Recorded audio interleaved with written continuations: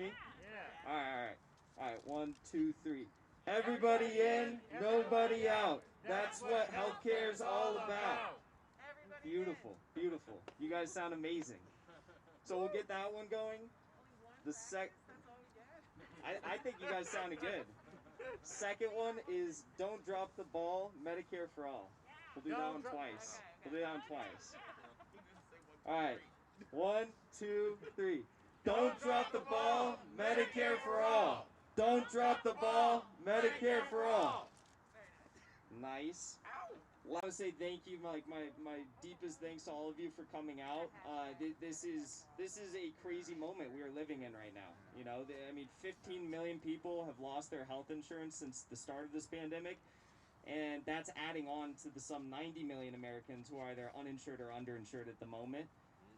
This is a crisis moment, and the people who are supposed to be fighting for this policy, the people who say they care about Medicare for all, they're content with the rules change that they just got. AOC was tweeting about that last night. She said, we got a rules change. Awesome. What does that mean unless you're actually willing to fight for a vote so that rules change can be implemented, right? It means nothing. So the fact that they are celebrating the rules change as a win and kind of trying to offer that to us as an alternative to actually establishing a vote on Medicare for all should be considered a sick joke to all of us. I mean, it's ridiculous. We're in the middle of a pandemic. 330,000 people have died, and they think a rules change is going to, silence us. First of all, let's go.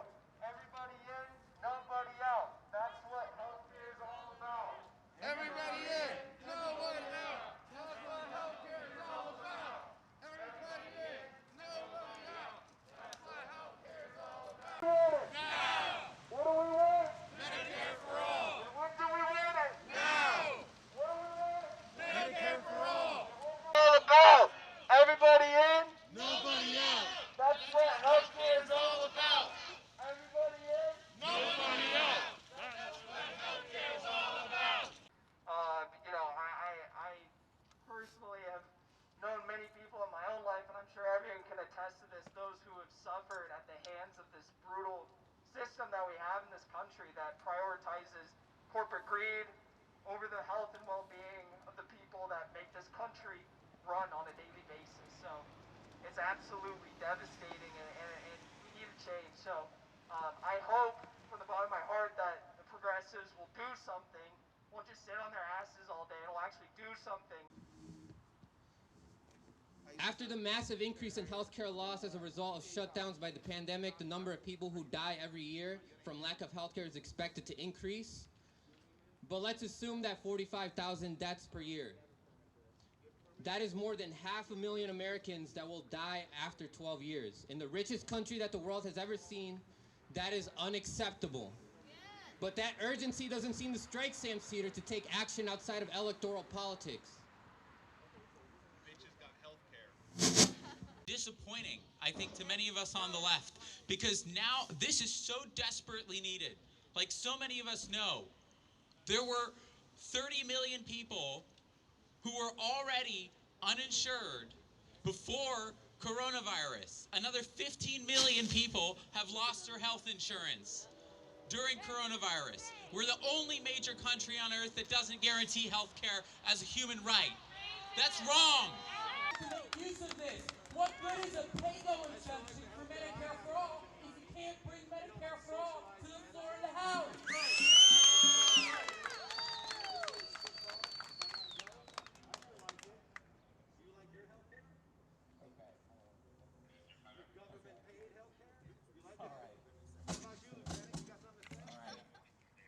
So apparently we're going to head back to Spirit Justice Park. But not before. Charge. What we're doing here is not radical. It shouldn't be controversial.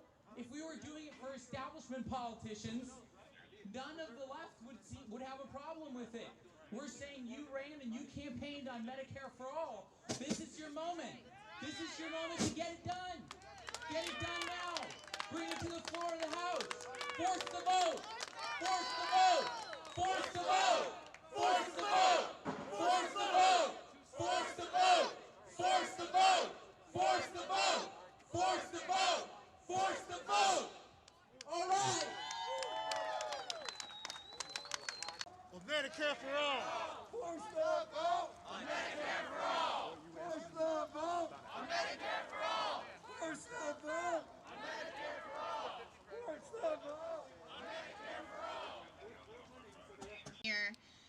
part because I imagined we might be inaugurating a president who actually believed in the principles that we're here for today. But what's particularly disheartening for me in this moment is to realize that although we talked in really exigent terms in the course of that campaign, we talked about healthcare being a human right and that it was an exigent crisis. We talked repeatedly about the fact that 68,000 people die every year from a lack of healthcare. We talked about these issues like nothing could wait. And now I'm realizing in this moment that a lot of the people that I respected in both the left media and in politics seem comfortable with the idea that the timeline is now being extended by years, if not decades.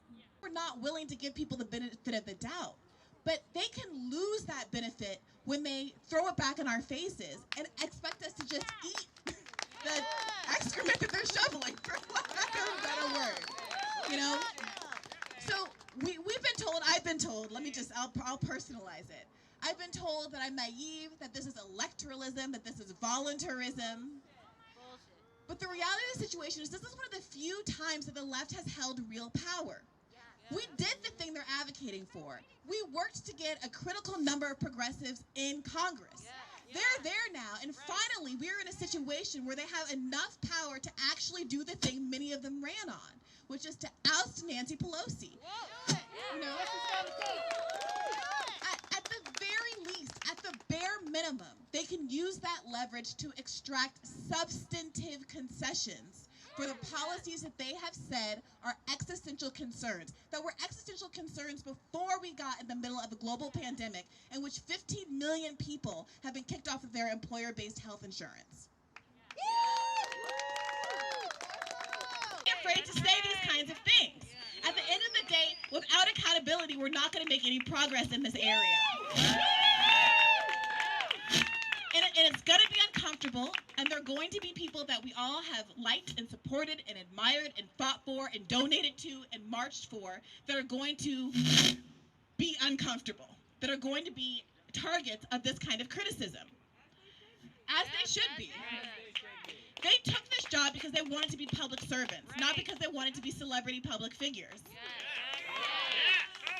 And it's going to be hard because they are beloved. And you are going to be vilified and called every name in the book. You're going to be Bernie Bro'd to death. But here's the thing. We've been through it before. We're battle-tested and thick-skinned. And most importantly, we know we all have each other's back. And that sense of solidarity is the most important and precious thing to me right now. And I got to say, just on a personal note, it has meant so much to me to know that there is so much real grassroots support for all of these issues that is bigger and bolder and stronger than any of the commitment that was given to any singular candidate or political campaign. We believe in issues, not just individual people, and that is the greatest strength of this movement. So I feel like I've been going on for a really long time. I just want to say thank you so much for not stopping this fight. Please continue to let me know how I can boost and uplift this movement in any way possible. I want to thank everyone who organized this event today. And this is just the first of many. The first of many. Thank you. Force the vote. Thank you, Briahna. All right. Damn, that was cool. Okay, so next I want to bring up Lee Camp, say a few words. Everyone give Lee a big round of applause. Force the vote! Force the vote! Force the vote! Force the vote! All right, it's exciting to be here. Thanks, everybody, for coming out, for giving of your time to get health care for your fellow Americans. God, what a crazy thing to demand. I mean, as many people have mentioned, we're in the middle of a goddamn pandemic, and they say now is not the time. You know, we're nearly 90% of Democrats support Medicare for all, and they say now is not the time. 90%! You can't get 90% of people to support anything. You couldn't get 90% of Democrats to support free ice cream, for fuck's sake. 70% of all Americans, including Democrats, Republicans, support Medicare for all. And the other 30% need Medicare because they're eating paint chips. And they say now is not the time. 14 million Americans have already lost their employer-based health care in this pandemic. And we're told now is not the time. One out of every 3 Americans, the latest study, 1 out of every 3 Americans said in the past month they've had trouble paying for food or paying bills. You think they can pay for our insane healthcare system in the middle of that? 1 out of every 3 Americans, adults, and they say now is not the time. Cities to factory farms, one of the biggest polluters in the planet. We throw out 40% of all food, but we'll fund that, and we won't fund our own people's health care. We allow criminal billionaires to hide their trillions in tax havens so that they don't pay into our country that made them that insanely rich, and yet we don't have the money to pay for our citizens' health care. Standing up that will ever get something through Congress that doesn't align with corporate America, what they want to do in their profit margin. Thank you guys, and keep fighting. Care for all. That's a problem. Is our movement not about the issues? I thought we were. I thought for 5 years we have said, it doesn't matter if it's going to pass. We're fighting for Bernie. We're fighting for this. We're fighting for these things. What the hell has changed?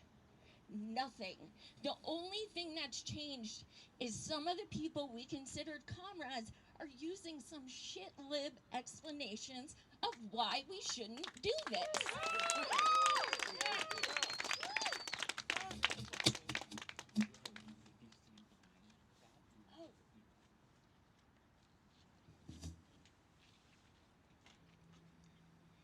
There are going to be people who are watching today who are looking to find something to edit a clip of.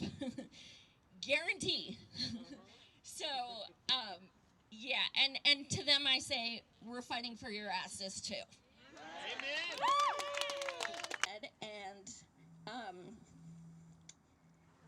last year, I went to sleep one night, and I woke up with most of my sight gone. I thought perhaps I was still sleeping. I was totally disoriented and just kind of overwhelmed. When something like that happens, you really don't know how to handle it. I asked my husband to hand me my glasses. I put them on and saw no difference. It was as if I suddenly put a blindfold on. A state of confusion overwhelmed me. I struggled to get dressed, and my husband took me to the hospital. It was there I was diagnosed with a rare disorder named myopic degeneration. Since 2019, my entire life has changed. There was no progression of my losing sight. It was instant.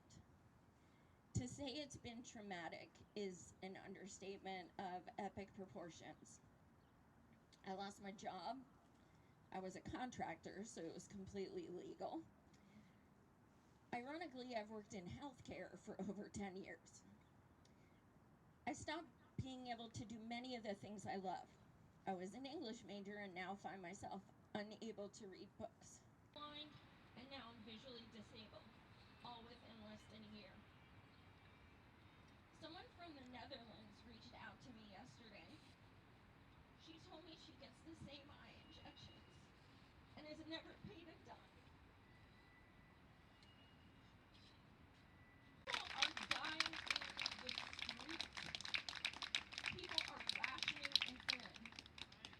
People are going without medication. They are being essentially murdered. This is why this is so important that all of you guys are out here today.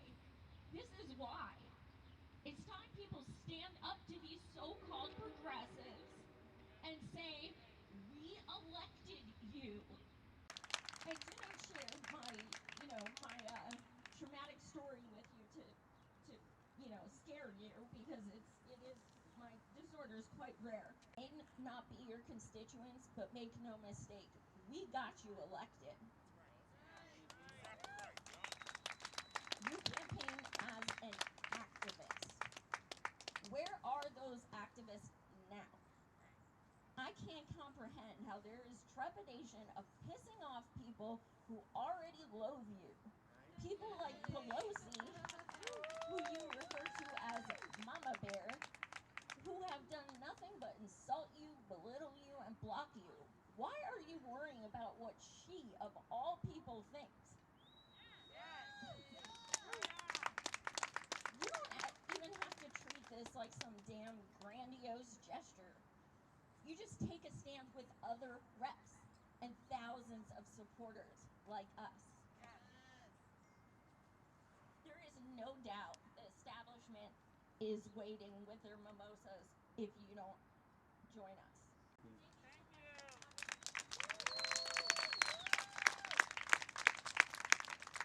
So today is the last full day before they take the speakership vote. And I know most people here understand what's going on. I want to just arm you guys with a few facts if you do take to Twitter or YouTube comment sections or something before this vote takes place. There's been some conspiracy spread that a Republican could potentially earn the House speakership position. I think it was a Cenk Uygur who put that one out. What's the difference?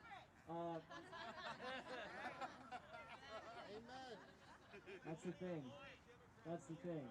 So the odds of that happening exactly are very, very slim because it would take Democrats voting for a Republican as speaker. But as in the crowd just pointed out, the Republicans are not that different from the Democrats right now, and I think we all know that, and that's why we're here. But you know, this really is a crisis moment. I think if there ever was a moment to push for something like this, it would be right now. It would be right now. 90 million people already didn't have health insurance or full health insurance going into this pandemic. Since then, 15 million people have lost their health insurance. That's ridiculous. That's a joke. That's pathetic. And the fact that we now have these progressive champions in Congress, in those offices right there, sitting idly by as more and more people die every fucking day is ridiculous. And that's why we're here today. Tests have changed over the years, right? It used to kind of be like, okay, well, as long as you don't take corporate PAC money, you're chilling, you got my vote. You got my $5 donation, whatever. Then it was like, okay, let's make sure you guys actually are fighting for progressive policies. Sure, that's great. Now the question is, are you going to strategically use your power once you are in those offices to actually fight for the policies that you say you care about? So in the upcoming elections, I want you to ask whoever is running in your respective districts, regardless of whether they're an incumbent or an insurgent candidate, regardless of whether they are in the squad or they're in the Congressional Progressive Caucus, I want you to ask them. Go to town halls. Show up on their live streams. I want you to flood their comment sections with questions about, are you actually going to fight? Are you going to stand up and leverage your power? Are you going to withhold the speakership position from another person like Nancy Pelosi if we have the opportunity to keep a majority in the House? At this rate, who knows? Because they keep putting up these candidates that don't support the policies that the overwhelming majority of Americans support. As Lee pointed out, 72% of Americans support Medicare for All. That is per a Fox News poll. That is per a Fox News poll. 49% of Republicans support this policy. And it makes sense. It's going to save us between $450 billion and $650 billion a year. And that's not just me talking. That's a group of Yale epidemiologists talking. I don't know people at Yale, but I feel like they would know what they're talking about. I'd hope they know what they're talking about. It sounds like they know more about what they're talking about than the people in those offices over there. All right, everybody. Thank you. Thank you.